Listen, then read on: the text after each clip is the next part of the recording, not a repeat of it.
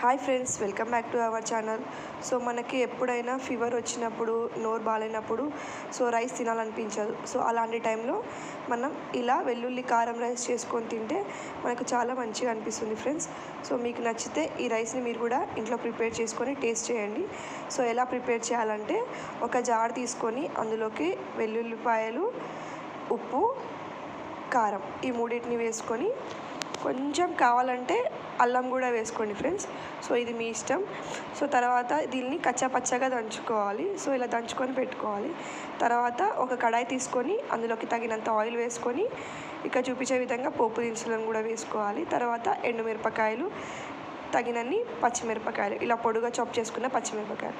So ముందుగా ఇక్కడ చూడండి ఫ్రెండ్స్, ఇలా కచ్చాపచ్చగా దంచుకోవాలి. సో ఇలా దంచుకొని పెట్టుకున్న మిశ్రమంని ఈ ఆయిల్లోకి వేసుకొని బాగా ఫ్రై చేసుకోవాలి. సో ఇలా కొంచెం పసుపు, కలర్ కోసం కొంచెం పసుపు వేసుకొని బాగా ఫ్రై చేసుకోవాలి. ఈ వెల్లుల్లి కారం మిశ్రమం మొత్తం ఆయిల్లో ఫ్రై కావాలి ఫ్రెండ్స్, అప్పుడే చాలా టేస్టీగా ఉంటుంది రైస్ అనేది. సో తర్వాత కొంచెం కరివేపాకును కూడా వేసుకొని మంచిగా ఫ్రై చేసుకోవాలి. సో ఇలా ఫ్రై అయిన తర్వాత మనం ఇందులోకి ముందుగా సిద్ధం చేసుకున్న అన్నం మిశ్రమంని కూడా వేసుకొని యాడ్ చేసుకోవాలి.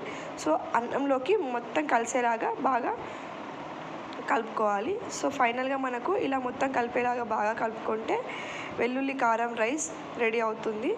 సో ఇలా వెల్లుల్లి కారం రైస్ చాలా టేస్టీగా, చాలా కారంగా, చాలా సూపర్గా ఉంటుంది ఫ్రెండ్స్.